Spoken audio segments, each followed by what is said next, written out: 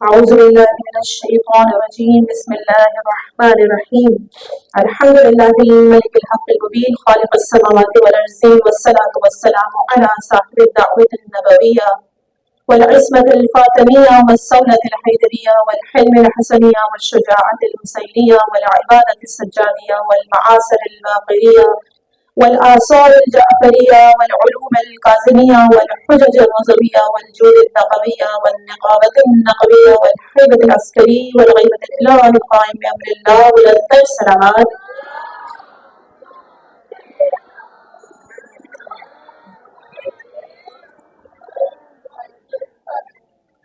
جیسا کہ مسلسل جو 4 مجالسیں گزری ہیں اس میں یہی بات ہو رہی ہے کہ غور اور فکر کرے، انسان کو اپنی ابتدا کے بارے میں پتہ ہونا چاہیے کہ ہماری جب ابتدا ہوئی ہے تو ہم کچھ بھی نہ تھے، تب ہمارے رب نے ہمیں خلق کیا، ہمیں پیدا کیا۔ اسی طرح ہمیں اپنے انتہا کے بارے میں پتہ ہونا چاہیے کہ ہماری جو انتہا ہوگی، کیونکہ انتہا ہمارے ہاتھ میں ہے، خلق کیا جانا ہمارے ہاتھ میں نہیں ہے۔ ہم پسند نہیں کر سکتے کہ چوز نہیں کر سکتے کہ ہمیں اس خاندان میں پیدا ہونا ہے، وہ خداوند متعال کے ہاتھ میں ہے، لیکن ہم اپنے انتہا کا علم رکھ سکتے ہیں اور ہمیں پتہ ہونا چاہیے کہ ہماری انتہا کیا ہوگی۔ یہ وہ علم ہے کہ جو بہت زیادہ ضروری ہے، یہ علم ہونا کہ ہمیں خداوند متعال نے ہی خلق کیا ہے اور ہمیں واپس بھی اسی رب کی طرف ہی جانا ہے۔ علم ہو کہ موت کے بعد جو روح ہے، کیونکہ یہ بدن ہمارا اسی دنیا میں رہ جائے گا، اسی لیے فرمان ہے کہ جب کوئی مر جائے تو اس کو دفنا دو، کیونکہ یہ جسم آخر میں جب روح نکل جاتی ہے تو یہ سڑنا شروع ہو جاتا ہے، یعنی اس جسم کی پھر کوئی اوقات نہیں بچتی۔ لیکن جو چیز ہماری اصل ہے وہ ہماری روح ہے، یعنی در حقیقت انسان پر واجب ہے کہ خدا کی معرفت پیدا کرے اور قیامت پر یقین کرے۔ انسان کے پاس خدا کی معرفت حاصل کرنے کے بہت سے طریقے ہیں کہ جو ہماری مخلوقات ہیں ان پر غور کریں، خدا کی جتنی بھی خلقتیں ہیں، چاہے وہ چاند ہے، ستارہ ہے، دیکھیے کہ کس طرح سے منظم ہے۔ چاند اپنے وقت پہ نکل رہا ہے، سورج اپنے حساب سے گردش کر رہا ہے، چاند اپنے حساب سے روزمرہ گھٹتا ہے، بڑھتا ہے، تاریخیں آتی ہیں اسلامی، اب محرم کی تاریخ ہے، عیدوں کی تاریخ ہے، کس سے پتہ کرتے ہیں؟ چاند سے۔ اپنے جسم کو دیکھیں اور یہاں سے دیکھیں، کیونکہ ہم اپنے جسم پہ غور و فکر کر کے در حقیقت خالق سے نزدیک ہو جائیں گے۔ لیکن وہ لوگ کہ جو کمیونسٹ ہیں، کہ جن کے بارے میں پہلے بھی بتایا کہ ایسے لوگ ہیں جو نعوذ باللہ کہتے ہیں کہ خدا نے کسی کو پیدا نہیں کیا، خدا کچھ نہیں ہے، بس ایک مادہ تھا جو پھٹا اور خود بخود یہ چیزیں پیدا ہو گئی۔ لیکن ہمارا عقیدہ ہے کہ ایک ایک ذرہ بغیر حکمت کے اس دنیا میں خلق نہیں ہوا ہے۔ ہمارے جسم کا کوئی بھی عضو وہ بغیر وجہ کے نہیں ہے۔ کبھی بچپن میں سوچا کرتی تھی کہ یہ نیچے بال کیوں ہے، لیکن اس وقت تو علم نہیں تھا، لیکن جہاں علم بڑھا تو پتا چلا کہ یہ بہت ضروری ہے۔ اگر یہ پلکیں نہ ہوتی ہماری آنکھوں میں تو گرد و غبار ہر وقت ہماری آنکھ میں ہوتے اور ہم باہر حقیقتاً دیکھ نہیں پاتے۔ تو وہ لوگ جو کہتے ہیں کہ مادے نے ترقی کی، اور ساتھ میں وہ یہ بھی کہتے ہیں کہ یہ مادہ، اس کے اندر نہ کوئی روح ہے نہ اس کو عقل ہے، اور ہم یہ مان ہی نہیں سکتے کہ دنیا میں اگر کوئی بھی چیز بنی ہے، یہاں تک کہ اگر آپ ایک گاڑی بنی ہوئی دیکھیں گے بہت خوبصورت سی، تو آپ یہ کہہ ہی نہیں سکتے کہ کسی بچے نے بنائی ہے۔ حقیقتاً یہی ہمارے علم میں ہوگا کہ کوئی صاحب عالم ہے، کیونکہ اگر آپ نے کوئی بھی چیز خلق بنانی ہے، اگر آپ کا دل چاہتا ہے کہ میں گھر بناؤں تو آپ کو وہ تعلیم حاصل کرنی پڑے گی کہ کس طرح سے گھر بنایا جاتا ہے۔ اگر آپ چاہتے ہیں کہ میں کوئی کمپیوٹر کی چیز بناؤں، میں موبائل پیدا کروں اس معاشرے کے لیے، تو آپ کو اس میں تعلیم حاصل کرنی پڑے گی، یعنی کہیں ہوگا تو آپ وہ چیز بناؤ گے۔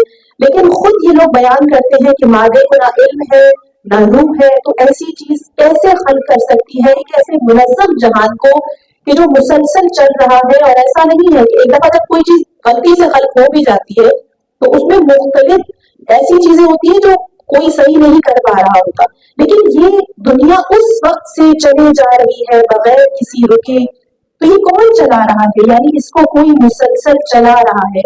یہ بے شعور مادہ ایسا کچھ کر سکتا ہی نہیں ہے۔ سمپل سی ایک مثال ہے کہ اگر کوئی شخص ہے کہ جس کے گھر میں پانی کی ایک بوند بھی موجود نہیں ہے، وہ اگر یہ دعویٰ کرے کہ میں نے اپنے مہمان کو پانی سے سیراب کر دیا، وہ کر سکتا ہے سیراب؟ وہ نہیں کر سکتا، کیونکہ اس کے پاس خود پانی نہیں ہے۔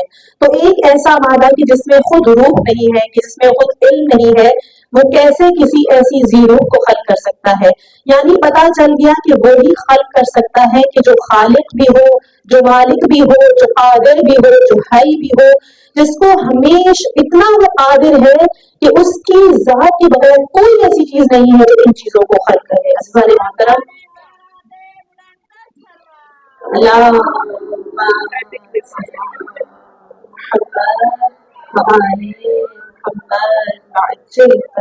مزار محترم، ہمیں اپنی خلقت پہ، اپنے ارد گرد پہ، اپنی انتہا اور اپنی ابتدا پہ غور کرنا ہے. ہم یہ سمجھ چکے ہیں کہ یہ جسم ہمارا مادی ہے، اصل چیز ہماری روح ہے.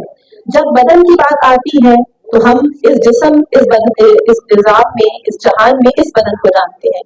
لیکن آپ نے یہ بات سنی ہوگی کہ جب ہم جنت میں جائیں گے تو وہاں پہ بھی ہمارا ایک جسم ہے. اس اور اس جسم میں کچھ فرق ہے. فرق کیا ہے کہ جب ہم اس جسم میں، اس دنیا میں اس جسم کے ساتھ کوئی کام انجام دیتے ہیں تو آخر ایک موقع آتا ہے کہ ہم تھک جاتے ہیں، کہیں درد ہوتا ہے، تھکاوٹ ہو جاتی ہے. لیکن اس جہان میں جب ہم انشاءاللہ کے جنت میں ان ہستیوں کے ساتھ ہوں گے، ائمہ اطہار کے ساتھ ہوں گے، کیونکہ ہم ان کی راہ پہ چلنے کی کوششیں کر رہے ہیں. خدا جانتا ہے کہ ہم اپنے لحاظ سے پوری کوشش کر رہے ہیں. تو جب ہم اس جنت میں اس جسم کے ساتھ جائیں گے، جو کہ یہ جسم نہیں ہوگا، لیکن بہرحال وہ ایسا جسم ہوگا کہ جو تھکے گا نہیں. یہ جسم ہمارا اس دنیا میں بیمار ہو جاتا ہے، لیکن اس دنیا میں، اس جنت میں یہ جسم بیمار نہیں ہوگا، کیونکہ ہم نے اس دنیا میں اس جسم کے اوپر مشقت کی ہے، ہم نے اپنے نفس کے اوپر مشقت کی ہے. تو خدا بندے متعال وہاں پر ہمیں ایک ایسا جسم دے گا کہ جو نہ تھکے گا، نہ بیمار ہوگا، اور اس طرح کی بہت سی چیزیں جو کہ ہمیں بظاہر اس وقت سمجھ میں نہیں آتی. جیسے کہ پہلے بھی کسی مجلس سے بتا چکی ہوں کہ اگر ایک شکم مادر میں بچے کو آپ بتائیں کہ باہر تمہارے لیے بہت سی نعمات موجود ہیں، تمہارے لیے پانی ہے، کھانا ہے، تمہارے لیے چرند ہے، پرند ہے، پوری دنیا رنگوں سے بھری ہوئی ہے، اس کو یہ بات سمجھ ہی نہیں آئے گی کیونکہ وہ جانتا ہی نہیں ہے. تبھی جب وہ اس دنیا میں آتا ہے روتا ہے. ہم بھی اس دنیا میں جانے کے لیے رو رہے ہیں کیونکہ ہمیں پتا نہیں ہے کہ وہاں کی نعمتیں کیسی ہیں. ہم جانتے ہی نہیں ہیں ادھر کی نعمتوں کو، لیکن خدا نے قرآن میں تھوڑی بہت تمثیل دی ہے. یہی وہ غیب ہے کہ جس پر ہم لوگوں کو ایمان لے کر آنا ہے. خدا بندے متعال ہمارے لیے فرماتا ہے قرآن میں کہ خدا جو مخلوق کو پہلی بار پیدا کرتا ہے وہ پھر دوبارہ پیدا کرنا اس کے لیے آسان ہے. اگر ہمیں لگتا ہے کہ ہمیں تو دوبارہ پیدا نہیں کیا جائے گا، وہ لوگ کہ جو مادہ پرست ہیں، جن کو اللہ پہ یقین نہیں، وہ یہی سمجھتے ہیں کیونکہ ان کو ادراک نہیں ہے، ان کے تصور میں یہ چیز نہیں ہے. لیکن جس طرح وہ بچہ، اگر ہم اس کو کہیں کہ اس جہان میں کتنی چیزیں ہیں وہ نہیں سمجھ سکتا، اسی طرح یہ لوگ بھی یہ نہیں سمجھ پاتے. لیکن یہاں پر خدا نے ہمیں تبھی کہا کہ ایک انسان کو اللہ پر ایمان کے ساتھ ساتھ غیب پر بھی ایمان لانا ہے. یہی وہ غیب ہے کہ جو بظاہر ہمارے سامنے نہیں ہے، کچھ جھلکے ہیں. جیسے کہا جاتا ہے کہ وہاں سیب ملیں گے، دودھ کی نہریں ہوں گی. اب دودھ ہمارے سامنے ہے، سیب ہمارے سامنے ہے، لیکن جب وہاں پر ہم ان چیزوں کا مزہ چکھیں گے تو وہ اتنی شیریں ہوگی کہ ہم کہیں گے کہ شکل تو ہے ہو، لیکن اس کا ذائقہ جو ہم تصور بھی نہیں کر سکتے. نظر محترم، اگر اپنے آپ پر غور کریں تو ہمارے جسم میں ہی ایسی بہت سی چیزیں ہیں. آپ سب جانتے ہیں کہ آج کل انگوٹھا لگانے کا بہت رواج ہے، چاہے وہ بایو میٹرک ہے، باقاعدہ مشینیں بن گئی ہیں. کیوں؟ کیونکہ ہمارا انگوٹھے میں ایک ایسے نشان ہے کہ جو ہر خاتون کے، یہاں تک کہ پوری کائنات میں جتنے لوگ ہیں ان سب کے جدا ہے. کیا کوئی عام انسان ایسے کر سکتا ہے؟ کیا کوئی مادہ ایسے کر سکتا ہے کہ بس ایک بم پھٹا اور سب لوگ پیدا ہو گئے اور سب کے نشان ہاتھوں کے جدا ہیں، سب کے چہرے جدا ہیں، سب کی آوازیں جدا ہیں؟ عقل اس بات کو بالکل بھی نہیں مانتی ہے.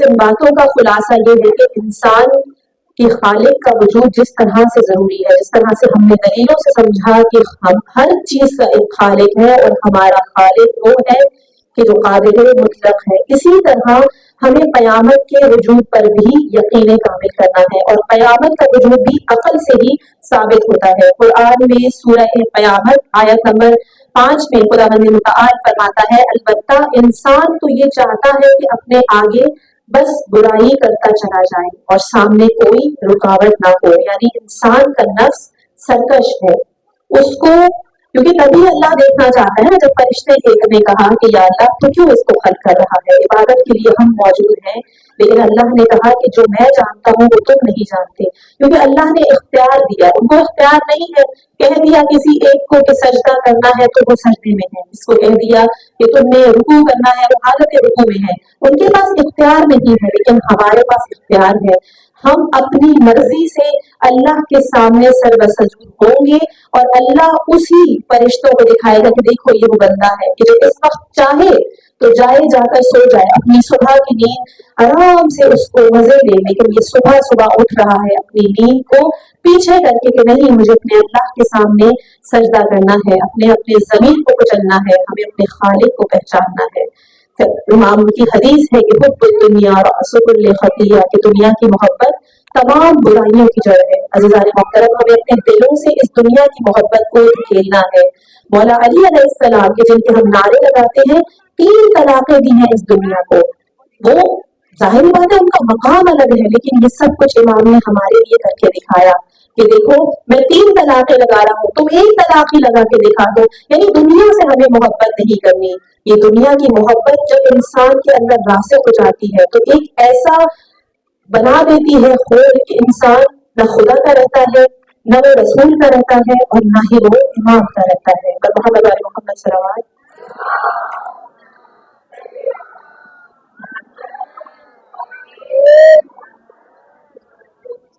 आप सब जानते हैं कि आजकल जुल्म इंतहा हो चुकी है। ये क्यों जुल्म कर रहे हैं? हमारे जितने इमाम गुजरे हैं, किसी भी इमाम को शहीद करने वाला कोई काफिर नहीं था, सब मुसलमान थे। इब्न मुलजम खुद शिया कहलाने वाला शख्स था। यहाँ तक कि इमाम हसन के ऊपर इमाम हुसैन के सामने जो साथ में पूरी एक फौज थी वो सब मुसलमान थे। वो क्यों ऐसे बन गए? ऐसा क्या था? वो यही था कि उन्होंने खुदा के ऊपर मार्फत हासिल नहीं की, उन्होंने आइम्मा की बातें नहीं मानी, वो अपने आप को दुनिया के लिए दुनिया के हाफिज इतनी ज्यादा थी कि उन्होंने अल्लाह, रसूल, इमाम सबको पीछे कर दिया। उन्होंने कहा कि हमें तो बस दुनिया चाहिए, क्योंकि उनको आखिरत पे यकीन नहीं था। आजकल एक नई इत्तला मिली है कि जिनके बारे में बता रही थी कि बाला चनार में दाइशी मार रही है, यही दाइशी दोबारा से बीबी ज़ैनब के हरम से सिर्फ 2 किलोमीटर की दूरी पर है। ये शाम पहुंच चुके हैं। अगर हमें लगता है वो ये जो उन्होंने पारा चनारियों को एक बाउंड किया, ये क्यों किया था? ये उनकी साजिश थी। ये जब इन्होंने अभी अभी 1 या 2 दिन पहले की बात है कि जब ये लोग दमिश्क तक पहुंचे हैं, उस वक्त कुछ हमें समझ में आना लगा कि इन्होंने चाहा कि वही जवान के जो पिछले दफा तकरीबन सन मुझे याद नहीं है, लेकिन कुछ अर्सा पहले की बात है कि बीबी ज़ैनब के रोजे पर इन्होंने चढ़ाई की थी, तो यहाँ से नौजवान गए थे। इन्होंने कहा कि अब हम फिर करना चाह रहे हैं, लेकिन इन नौजवानों को पीछे रखा जाए, क्योंकि ये आएंगे, ईरान से लोग आएंगे तो ये सबको बाउंड करके बैठे रहेंगे। सबसे पहले इन्होंने फलस्तीन पे हमला किया ताकि ये हिजबुल्लाह वहां से ना निकले। उसके बाद इन्होंने बारा चनारियों पे हमला किया ताकि ये सारे नौजवान यहाँ मुकीद हो जाए और ये मुहाफिजीन हरम ज़ैनब वहां पहुंच न सके। इसराइल ने हत्ता के सीज फायर का ऐलान कर दिया, यानी जंग बंदी का ऐलान किया, लेकिन वो जंग बंदी नहीं कर रहे। वो अभी भी फलस्तीन पे भी सब बरगामत कर रहे हैं, इसी तरह वो लबनान पे भी सब कुछ कर रहे हैं। इसी तरह वो, क्योंकि हमारा जो ये शाम इलाका है, ये ऐसा इलाका है कि जो हम यहाँ से इमदाद भेजते हैं फलस्तीनियों के नाम पर, हिजबुल्लाह के नाम पर, क्योंकि उन लोगों को दवाइयों की जरूरत है। वो यही शाम एक सप्लाई लाइन है उनकी, तो वो यही चाह रहे हैं कि इधर से उनको बंद कर दिया, उधर हिजबुल्लाह वालों को फंसा दिया, इधर से बारा चनारियों को फंसा दिया। ये इनकी ऐसी प्लानिंग है कि जो 50 साल की इन्होंने मंसूबाबंदी कर रखी है। और ये एक ऐसे लोग हैं क्योंकि हमारी गुर्बत से ये फायदा उठाते हैं, हमारी जहालत से फायदा उठाते हैं। इन लोगों का कोई ऐसा बंदा नहीं है कि जो बिक सके। हम कहें कि भाई हम भी इनकी तरह इनके लोग खरीद रहे हैं, लेकिन वो बिकते नहीं है क्योंकि उनको दुनिया चाहिए। और आप सब जानते हैं कि उनके पास हर तरह की टेक्नोलॉजी है, पूरी दुनिया उनके पास है। लेकिन हम मुसलमानों के पास खुदा मौजूद है, हमारे पास अल्लाह मौजूद है, लेकिन हमारे पास ईमान का फुकदान है। जब रसूल अल्लाह ने पहली जंग की थी तो उस वक्त सिर्फ 313 लोग थे 1000 के मुकाबले में। 313 बहुत थोड़ी तादाद है, लेकिन क्यों कामयाब हुए थे? ईमान से लबरेज थे, उनको अल्लाह पे यकीन था। हम मुसलमानों का सबसे बड़ा मसला यही है कि हमारी बुज़दिली है, हमारी जहालत है, हमारे जज्बात हमें विजन नहीं है, अदम मौजूदगी है हमारी सोच समझ की, इसीलिए वो खुल्लम खुल्ला मुसलमानों को लिए जा रहे हैं, मुसलमानों को लड़ाए जा रहे हैं। तो हमें इस अमेरिका मुर्दाबाद, मुर्दाबाद मुर्दाबाद इसराइल मुर्दाबाद, मुर्दाबाद मुर्दाबाद आले सऊद मुर्दाबाद, नाराए हैदरी आज़ादी ज़हरा पे बुलंदतर सलवार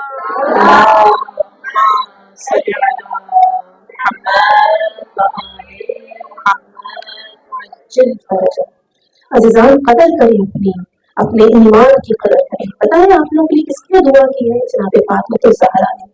और किस लम्हे दुआ की है? रिवायात में बयान किया जाता है कि जब जनाब फातिमा शहादत वाले दिन, जब सबको पता है कि उन्होंने जनाब अस्मा से कहा था कि जब मेरी तस्बीह की आवाज आगे खत्म हो जाए तो समझ जाना कि मैं इस दुनिया में नहीं हूँ और जाके बता देना अली को। लेकिन जनाब अस्मा बयान करती है कि मैं कुछ देर के लिए बीबी की गोशे में गई हूँ तो मैं क्या देखती हूँ कि बीबी सर से पैर तक चादर में है और अंदर से आवाज आ रही है। तो इंसान को एक होती है, देखो कि क्या किससे बात कर रही है। तो बीबी क्या फरमाती है, कहती है खुदाया मेरी उम्मत को, मेरे शियों को उनकी उम्मत की बख्शिश के लिए दुआएं कर रही होती है। उस उम्मत के लिए कि जो रसूल की उम्मत थी उस जमाने में, उस उम्मत ने क्या किया, मेरी बीबी का दरवाजा चला दिया। उनको कदर न हुई इस चीज की कि वो औरत की जो अंदर दुआएं कर रही है उस उम्मत के लिए। मरहूम आयतुल्लाह तब्बानी बयान करते हैं कि मैं तुम्हें उस एक कील का क्या किस्सा बताऊं। उस सीने से पूछो कि जब वो कील घुसी होगी तो उस कील ने क्या दर्द किया होगा। अगर एक कांटा भी हमारे पैर में चुभ जाता है तो हमसे बर्दाश्त नहीं होता। अरे सीने में कील चुभी थी, पीछे से दीवार है, सामने से दरवाजा है और उन लोगों ने इस पे इक्तफा नहीं किया बल्कि उस दरवाजे को दबाए रखा। यहाँ तक कि एक ऐसा गुर्ज मारा है बीवी को कि उनका मोहसिन शहीद हो गया। अज़ीज़ान मोहतरम, उनका हदफ क्या था? मौला अली को ले जाना। रिवायात में है कि बीबी फातिमा ज़हरा जनाब मोहसिन के शहीद होने से अश्क खा के गिर पड़ी है। वो भी मौका उन खबीसों को मिला है, उन्होंने मौला अली के गर्दन में रस्सी कमा दी है। अरे मेरा मौला, सोच सकते हो मुसलमानों, मेरा वक्त का मौला अली, उसके गले में रस्सी है। एक शख्स मौला को आगे से घसीट रहा है, एक शख्स पीछे से धकेलता हुआ मस्जिद लेके गया है। अरे फातिह खैबर किस गर्दन पे रखी है तलवार और मुतालबा है बैत का। ऐसे मुतालबा लिया जाता है बैत का, मुतालबा किया है बैत करो। उधर के हालात क्या है? वहां बीवी को जब होश आता है ये नहीं पूछती फिजा मेरा मोहसिन शहीद है, फिजा मेरा हसन हुसैन कहाँ है, फिजा ज़ैनब कुलसूम कहाँ है, सिर्फ एक सदा देती है फिजा अली कहाँ है। अरे अपने मौला के लिए इतना तड़पती है। बस फिजा बताती है कि बीवी उनको लेके चले गए हैं। बस बीवी ने अपने सर पे चादर डाली है और चली है। वहां जाके क्या देखती है कि मौला अली के गर्दन पे तलवार रखी हुई है। बस बीवी कहती है ये तलवार हटाओ यहाँ से, नहीं तो मैं रसूल का कुत्ता अपने सर पे रख लूंगी। यानी बीवी बद्दुआ देने की बात करती है। उस सारे मस्जिद के दरों बाम लरस चुके हैं। मौला की जब कान में सदाए फातिमा जाती है तो सलमान से कहते हैं सलमान सैयदा को रोको, अगर सैयदा ने बद्दुआ कर दी तो इस्लाम खत्म हो जाएगा। मैं इसीलिए तो खामोश हुआ हूँ। मेरे सामने सैयदा पे ज़ुल्म के पहाड़ गिर पड़े लेकिन इस्लाम को बचाने के लिए मैं खामोश था। बस सैयदा ने जब सुना कि अली ने कहा है कि नहीं, तो बस सैयदा ने वहां पे पैगाम ये सुना अली का और उस वक्त बीवी ने कहा अपने घर चली गई है।